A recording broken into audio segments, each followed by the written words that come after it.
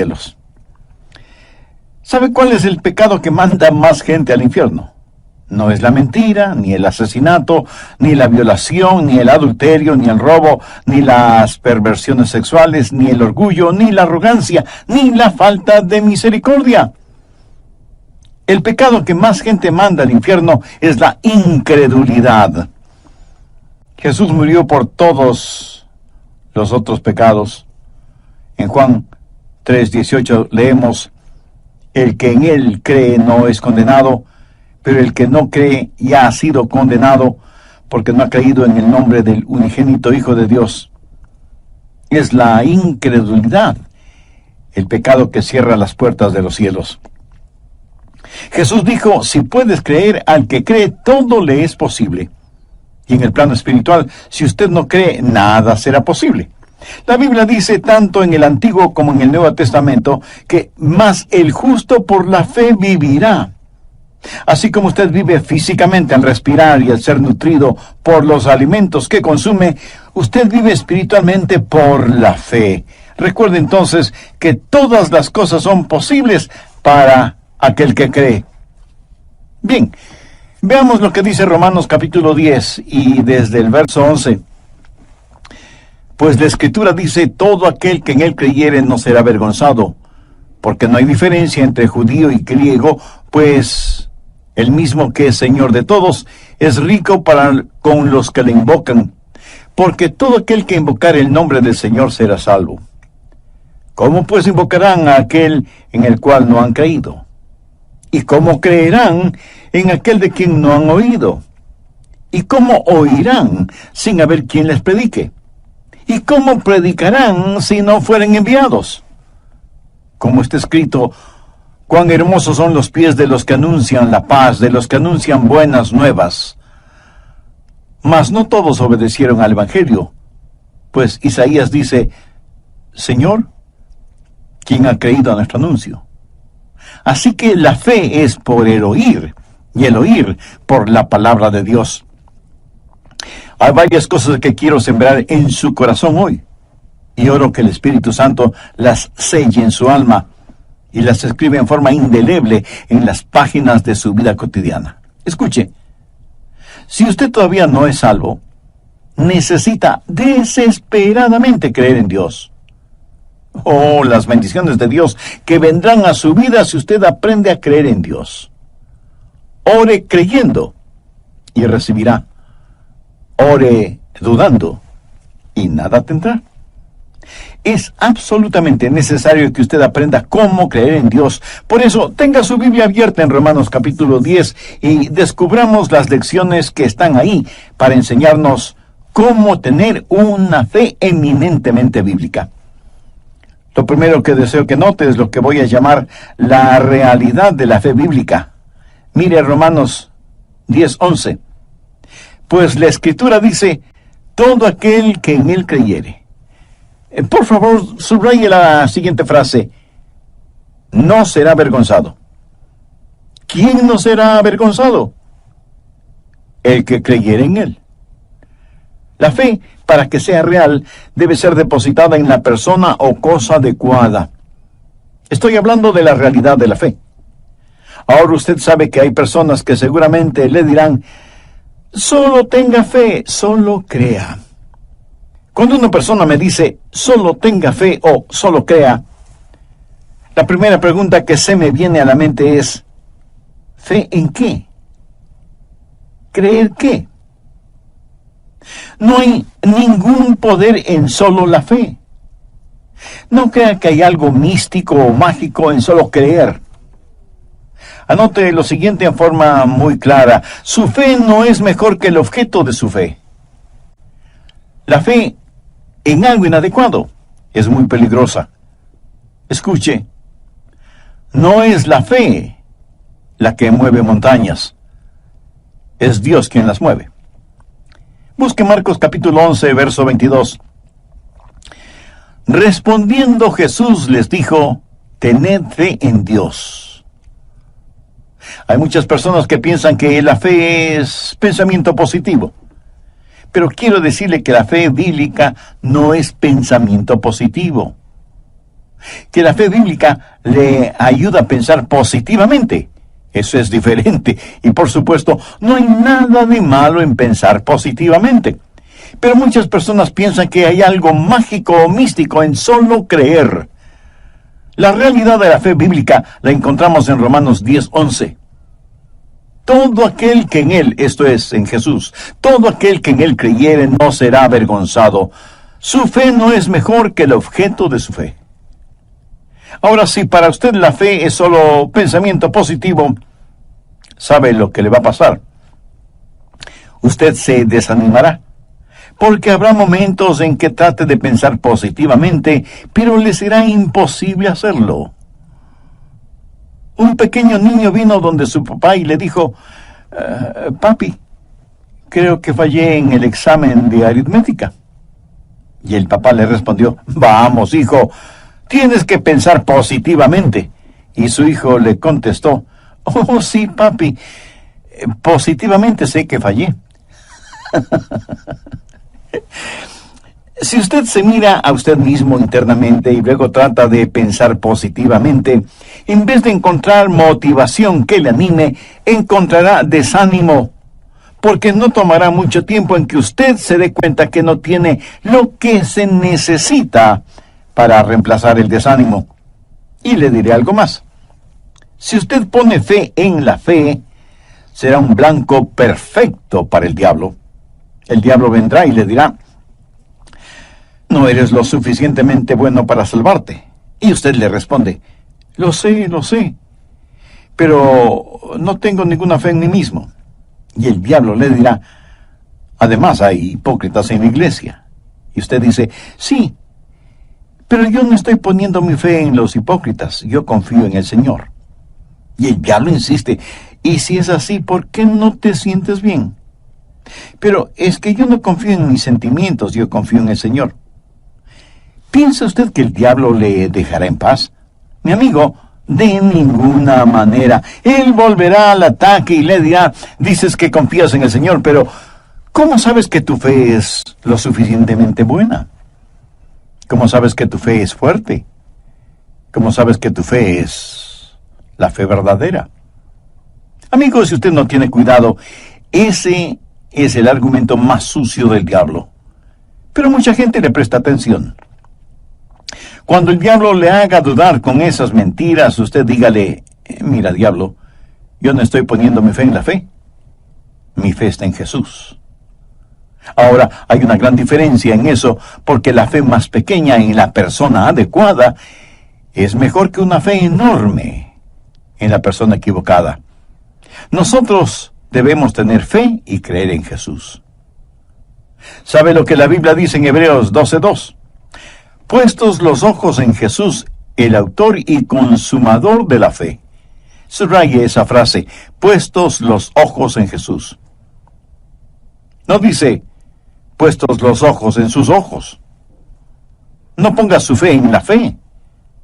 Ponga su fe en Dios. ¿Se da cuenta? La realidad de la fe no es pensamiento positivo, no es fe en la fe, es fe en Dios. Permítame repetir, una fe débil en la persona adecuada es mucho mejor que una fe fuerte en la persona equivocada. Y si usted pregunta, ¿honrará Dios mi débil fe? Él ciertamente lo hará. Si no lo hiciera así, la mayoría de nosotros no obtendríamos nada de Él. En el capítulo 9 del Evangelio de Marcos está la historia de un hombre que tenía un hijo endemoniado y vino a Jesús para que lo sanara. En el verso 23, Jesús le dijo, si puedes creer, al que cree todo le es posible. ¿Sabe cuál fue la respuesta de ese hombre? Verso 24. E inmediatamente el padre del muchacho clamó y dijo, creo, ayuda mi incredulidad. Y Jesús le dio lo que pedía y necesitaba. Ese hombre tenía una fe débil, pero era una fe débil en Dios. Ahora yo no digo que debemos conformarnos con tener una fe débil, porque indudablemente es mucho mejor tener una fe fuerte. En Mateo 17:20 vemos que Jesús les dijo a sus discípulos, de cierto os digo, que si tuviereis fe como un grano de mostaza, diréis a este monte, pásate de aquí allá, y se pasará. ¿Qué es lo que está diciendo el Señor? La menor cantidad de fe es mayor que la más grande dificultad, si es que es fe en Dios. Ponga su fe en Dios. Y si usted quiere que su fe se vuelva fuerte, no ponga su fe en la fe, ponga su fe en Dios. Esa es la manera de tener gran fe, saber quién es Dios. Permítame ilustrar esto. Supongamos que usted quiere cruzar un puente, pero no sabe cuán seguro es el puente. Y usted está ahí, tembloroso, tratando de creer que tiene el valor y la fe para cruzar ese puente. Pero esa actitud es poco menos que ridícula. Mire el puente. Está hecho de concreto y de acero, y pesados camiones cruzan todos los días por él. Una sola mirada al puente y sabrá cuán seguro es para que usted lo cruce con toda confianza.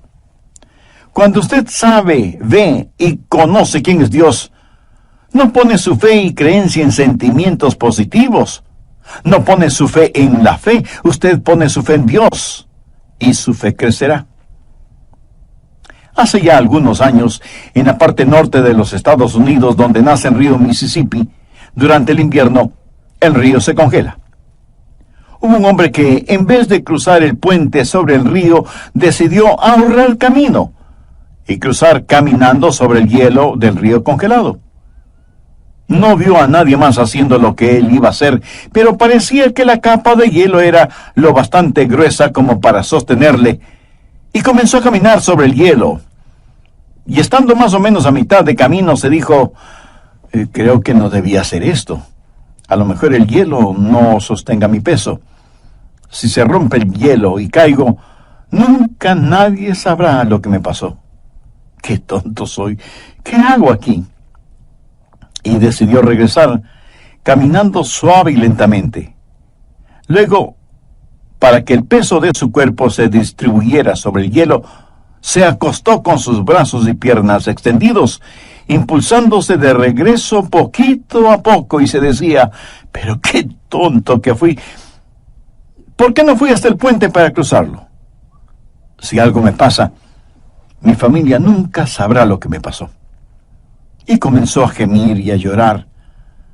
De pronto escuchó un fuerte sonido, como de algo que se quiebra, y pensó, «Dios mío, el hielo se está rompiendo. Ayúdame, Señor, sálvame, Dios mío». El fuerte sonido se oía más y más cerca, pero no se veía ninguna resquebrajadura en el hielo. Con temor, alzó la cabeza para ver qué pasaba, y vio que un leñador guiaba un enorme trineo lleno de grandes troncos de árboles, y jalado por briosos caballos, y con absoluta seguridad cruzaron el congelado río. Ese era el ruido que escuchó. Cuando él vio eso, se puso de pie, sacudió sus humedecidas ropas, y cruzó hasta el otro lado del río. Note que hubo una notable diferencia entre estos dos hombres. El segundo hombre, el leñador, evidentemente conocía la estructura del hielo en ese río congelado. ¿De dónde proviene la fe? Proviene de conocer a Dios. Todo aquel que creyere en Él no será avergonzado. ¿Quiere usted tener una fe fuerte? No trate de forzar su creencia, más bien procure conocer a Dios. Anote al margen lo siguiente, Salmo 9:10. En ti confiarán los que conocen tu nombre. Y ahora Daniel 11:32. Mas el pueblo que conoce a su Dios se esforzará y actuará. Esa es la realidad de la fe bíblica. Su fe no es mejor que el objeto de su fe. Usted debe conocer a Dios. Usted no solo debe conocer la realidad de la fe bíblica, sino que también debe conocer la raíz de la fe bíblica. Toda fe bíblica está enraizada no solo en conocer a Dios, sino también en escuchar al Dios que conoce. Miremos nuevamente Romanos 10, versos 14 y 17. ¿Cómo pues invocarán a aquel en el cual no han creído? ¿Y cómo creerán en aquel de quien no han oído? ¿Y cómo oirán sin haber quien les predique? Así que la fe es por el oír, y el oír por la palabra de Dios. Amigo, ¿me está escuchando? Para tener fe usted debe oír de Dios. Usted no puede conocer la voluntad de Dios adivinándola. El apóstol dice que la fe viene por el oír.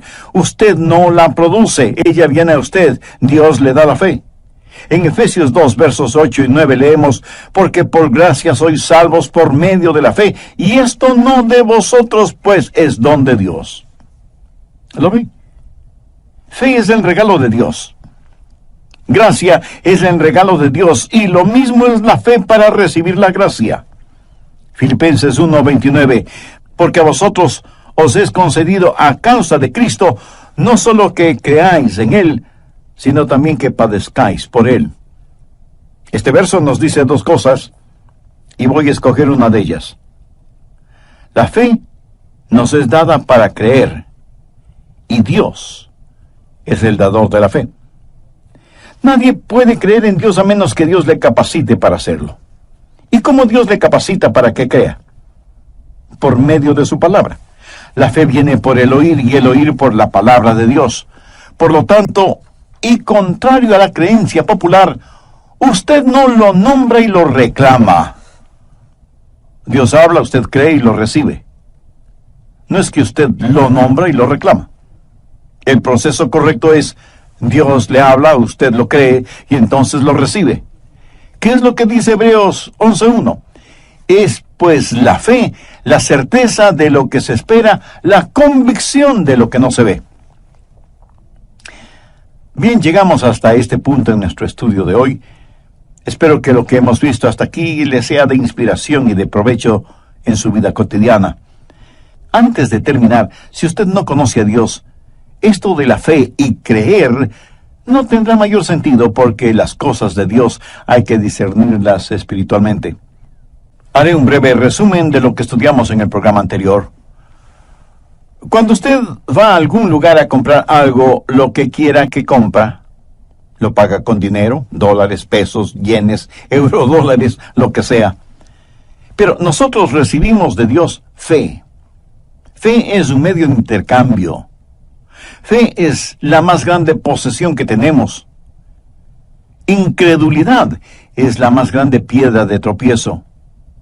Incredulidad es la mayor debilidad. Incredulidad es el pecado de todos los pecados. Fue la incredulidad la que causó que Eva pecara contra Dios en el jardín del Edén. Ella no creyó lo que Dios había dicho.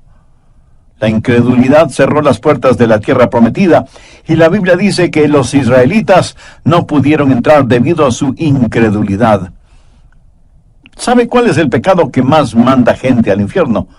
No es la mentira, ni el asesinato, ni la violación, ni el adulterio, ni el robo, ni las perversiones sexuales, ni el orgullo, ni la arrogancia, ni la falta de misericordia. El pecado que manda más gente al infierno es la incredulidad. Mire lo que dice Juan 3:18. El que en él cree no es condenado. Pero el que no cree ya ha sido condenado porque no ha creído en el nombre del unigénito Hijo de Dios. Es la incredulidad, el pecado que cierra las puertas de los cielos. En el programa anterior también hablé de la realidad de la fe bíblica y de la raíz de la fe bíblica. Toda fe bíblica está enraizada no solo en conocer a Dios, sino también en escuchar al Dios que conoce. Miremos nuevamente Romanos 10, versos 14 y 17. ¿Cómo pues invocarán a aquel en el cual no han creído? ¿Y cómo creerán en aquel de quien no han oído? ¿Y cómo oirán sin haber quien les predique? Así que la fe es por el oír y el oír por la palabra de Dios. Amigo, ¿me está escuchando? Para tener fe, usted debe oír de Dios.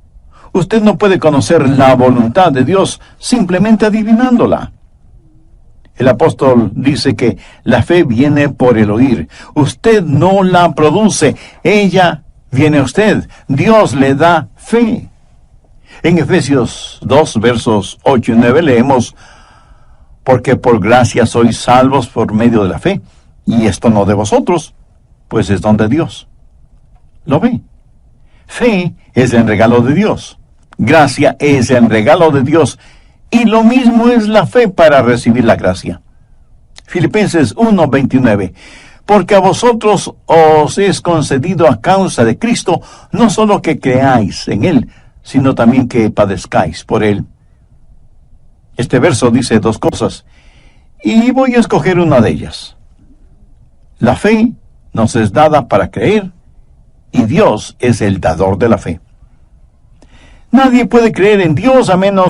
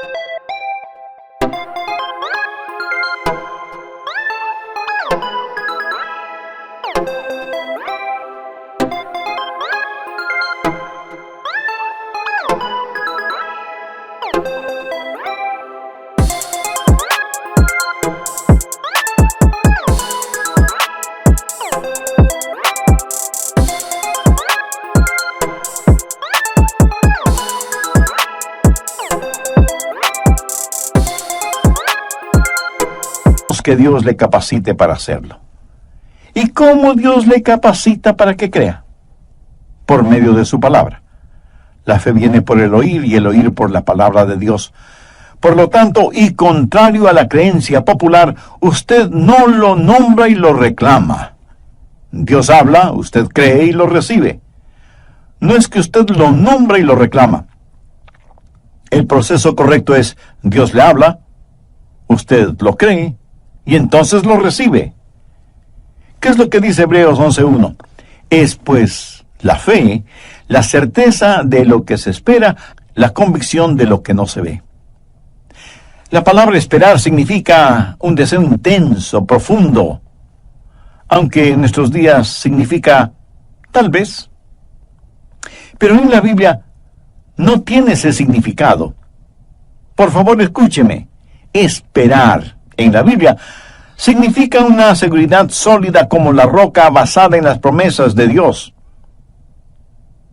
Eso es lo que se espera. Significa seguridad mezclada con anticipación. Por eso es que la Biblia, cuando se refiere a la segunda venida del Señor, la identifica como la bendita esperanza. ¿Cómo lo sabemos? Porque Dios lo dice. Jesús no ha regresado todavía, pero Él vendrá, Él vendrá. La raíz de la fe es la palabra de Dios. La fe viene por el oír y el oír por la palabra de Dios. Ahora, ¿cómo Dios nos comunica su palabra? Decimos que no podemos tener fe a menos que Dios hable. Bueno, ¿cómo habla Dios? En el griego hay dos palabras al respecto. La una es logos. A Jesús se le llama el logos, o sea, la palabra de Dios. Y decimos que la Biblia es la palabra del Dios viviente. Jesús es el logos. La Biblia es el logos. Eso significa la revelación de Dios dada en Cristo, revelada en la Biblia. Pero hay otra palabra para palabra, Ramá. Y esa es la palabra usada en Romanos 10:17. La fe es por el oír, y el oír por la palabra de Dios. Aquí Pablo no utilizó la palabra logos, sino la palabra ramá. ¿Pero qué significado tiene esa palabra? Sencillamente significa una palabra hablada, una expresión verbal. Creo que podríamos llamarla una palabra de la palabra. Usted toma la Biblia, la palabra de Dios, y comienza a leerla. Y la Biblia le empieza a hablar a usted de las cosas de Dios. Usted recibe una ramá de logos. Recibe una expresión de Dios, y Dios le habla a su corazón y a su mente, y usted escucha a Dios. Usted tiene que escuchar a Dios. Para que usted tenga fe, no necesita escucharme a mí. Usted tiene que saber escuchar a Dios. Todo lo que yo puedo hacer es transmitir el mensaje. Pero Dios es el dueño y autor de ese mensaje. Mire el verso 14. ¿Cómo pues invocarán a aquel en el cual no han creído? ¿Y cómo creerán en aquel de quien no han oído? ¿Y cómo oirán sin haber quien les predique? Usted debe escuchar a Dios. Usted debe recibir una ramá de Dios. ¿Cómo Dios le habla a usted y le da algo? Usted está leyendo la Biblia o está orando, y Dios pone esa porción en su corazón, y Dios le dice, esto es de mi parte. Y alguien me dirá, pastor, Dios nunca me ha hablado de esa manera. Y yo tengo que preguntarle, ¿pero estuvo usted escuchando? ¿Tiene usted un tiempo personal e íntimo con Dios diariamente? ¿Está listo no solo a conocer su voluntad, sino también a hacer su voluntad? Se presenta delante de Él para servicio diario. La raíz de la fe es la ramá de Dios. La realidad de Dios es fe en Dios, no fe en la fe. Y la raíz de la fe es que debe escuchar a Dios. ¿Cuál es el resultado de esta fe? ¿Qué es lo que hace la fe? Pero antes de hablar acerca de liberar esa fe, hablemos de sus resultados. ¿Qué hace la fe bíblica? ¿Cuál es el propósito de la fe? Escúcheme con atención. Fe no es que la voluntad del hombre se haga en el cielo. Es que la voluntad de Dios se haga en la tierra. El resultado de la fe es la voluntad de Dios. Hace poco dije que usted no puede tener fe a menos que escuche a Dios. ¿Sabe lo que va a escuchar de Dios? Va a escuchar la voluntad de Dios. Cuando Dios habla, le dirá, esto es lo que quiero que se haga y por lo tanto, quiero que lo creas. Ahora, usted no puede tener fe por nada que no sea la voluntad de Dios. Si no es la voluntad de Dios, de ninguna manera usted tendrá fe para hacerlo. ¿Por qué? Porque la fe es un regalo de Dios. La fe viene por escuchar la palabra de Dios. Y Dios no le va a dar a usted una palabra en algo que no sea su voluntad. Y eso es maravilloso porque eso mantiene a Dios en control de todo. No piense que usted simplemente puede creer lo que quiere creer acerca de lo que desea y tenerlo. Por ejemplo, si tengo suficiente fe, ¿podría convertir mi casa en oro sólido? No, a menos que Dios quisiera hacerlo así, porque Dios está en control. Recuerdo haber leído el cuento del rey Midas. Su deseo fue que todo lo que tocara se transformara en oro, y su deseo le fue otorgado. Y él creyó que iba a ser el rey más rico del mundo porque todo lo que tocaba se transformaba instantáneamente en oro. Pero cuando quiso comer, su comida se volvió oro. Y cuando besó a su hermosa hija, ella ya no fue la hija a la cual podía amar, porque se convirtió en una estatua de oro. Y lo que él pensó que era una bendición, terminó siendo una maldición. Amigo, si usted tuviera ilimitada fe, se tornaría en una maldición. Si usted pudiera decir, bueno, yo puedo creer y tener todo lo que quiera, le aseguro que usted haría una calamidad de todas las cosas, porque usted estaría tratando de controlarlas, no Dios. El resultado de la fe es que la voluntad que tiene el privilegio de hacer. Por favor, busque 1 de Juan 5:14. Y esta es la confianza que tenemos en Él, que si pedimos alguna cosa conforme a su voluntad, Él nos oye. ¿Cuál es la realidad de la fe? Es fe en Dios. ¿Cuál es la raíz de la fe? Escuchar a Dios. ¿Cuál es el resultado de la fe? Es que la voluntad de Dios sea hecha. Ahora, ¿cómo libera esa fe? ¿Qué debe hacer? ¿Cómo la relaciona con su experiencia personal y privada? La verdadera fe es mucho más que únicamente creer. Obedece. Si lo que dice que usted cree no se traduce en acción, en realidad usted no cree. Pero note lo que dice Romanos 10:16, mas no todos obedecieron el Evangelio. Pastor, un momento. Yo pensé que debíamos creer el Evangelio. Sí, así mismo es. Y cuando lo cree, lo obedece. Permítame decirle que fe es el creer traducido en acción.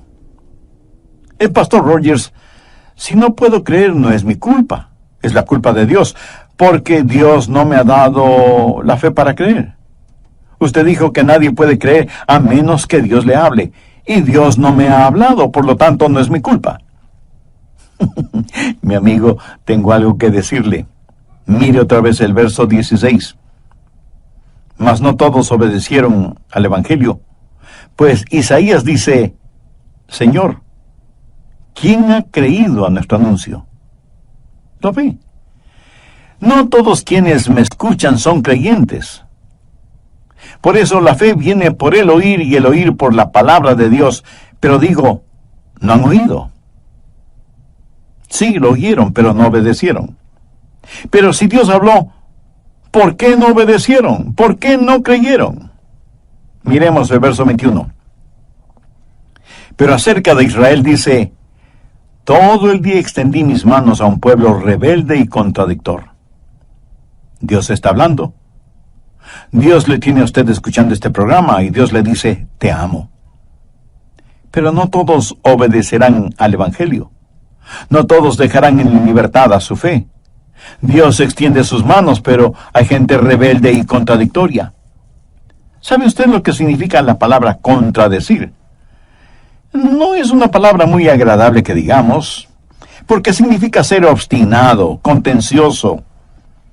Usted escucha la palabra de Dios y Dios le habla y el Espíritu Santo afirma esas verdades, pero usted la hace pasar por el tamiz de su mente y dice, no creo que eso sea la verdad, no pienso obedecer eso. Dios dice, te amo. Y extiende sus manos hacia usted y usted le da la espalda.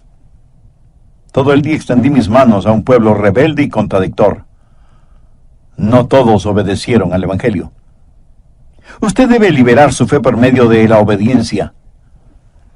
Hace muchos años atrás los hombres soñaban con la construcción de un ferrocarril que cruzara de este a oeste. Sería el ferrocarril transcontinental. Comenzaron en el oeste construyendo los rieles. Luego comenzaron la construcción en el este hasta el lugar en donde el este y el oeste se juntaron por medio de ese ferrocarril. Los gobernadores de los estados estuvieron presentes y fueron hasta el lugar en donde los rieles se unirían. Trajeron una locomotora a vapor desde el este y otra desde el oeste, y los agudos pitos de esas locomotoras se oían a la distancia. Supongo que esa fue una extraordinaria celebración.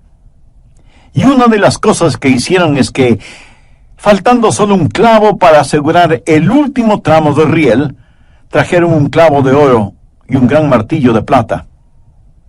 Y con ese martillo de plata clavaron el clavo de oro y declararon unido al este y al oeste por medio del ferrocarril transcontinental.